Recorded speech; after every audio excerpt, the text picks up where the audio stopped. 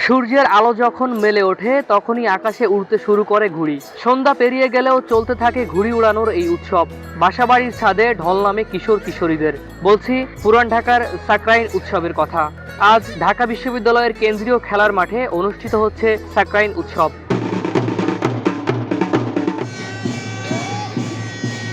উৎসবকে কেন্দ্র করে মাঠে বসেছে মেলা, রয়েছে বাহারি রঙের ঘড়ির স্টল সহ বিভিন্ন পণ্য। আমি তো আসলে আমার কোনো আইডিয়াই ছিল না। আমি ভাবছিলাম যে এটা পুরোনো ঢাকায় হয়। তো এবার শুনলাম যে এখানে হচ্ছে। দেখতে চলে আসছি। আজকে আমরা আমাদের বড় ভাই আমাদেরকে নিয়ে আসছে, তো আমরা অনেক এনজয় করতেছি, তো ভালো লাগতেছে। তো এরকম অনেকে করছি, তো আজকে খালি মারে ঘুরে ঘুরে অনেক ভালোই লাগতেছে। আচ্ছা, আমি অ্যাকচুয়ালি ঢাকা ইউনিভার্সিটির স্টুডেন্ট না, বাট হচ্ছে আমি যেহেতু একটা পোস্ট দেখছিলাম যে ঢাকা ইউনিভার্সিটি এরকম একটা অনুষ্ঠান হচ্ছে, যে অ্যাজ আমি পুরান ঢাকায় না, বাট এটার প্রতি খুবই একটা আকর্ষণ ছিল। সেই কারণে আসলে দেখতে আসলাম, ঘুরতে আসলাম আসলে যে কিরকম ভাবে অনুষ্ঠানটা হয়। So, মানে এসে ভালোই লাগলো অনেক।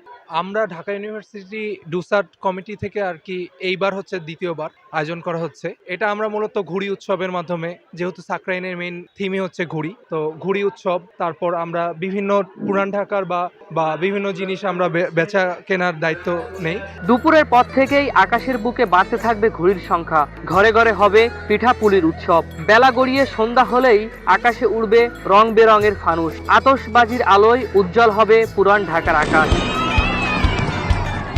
সাকরাইন হচ্ছে পুরান ঢাকার প্রাচীন একটা উৎসব।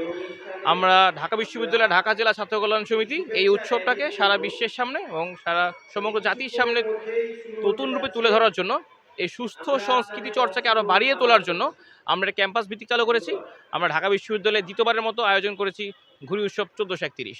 এই আয়োজনে আমাদের ঢাকা র্যালি থাকছে, আমাদের সাথে থাকছে হচ্ছে পৌষ মেলা, থাকছে ঘুড়ি বাকারটা, থাকছে সাংস্কৃতিক, আমাদের সন্ধ্যায় থাকছে সাংস্কৃতিক পর্ব।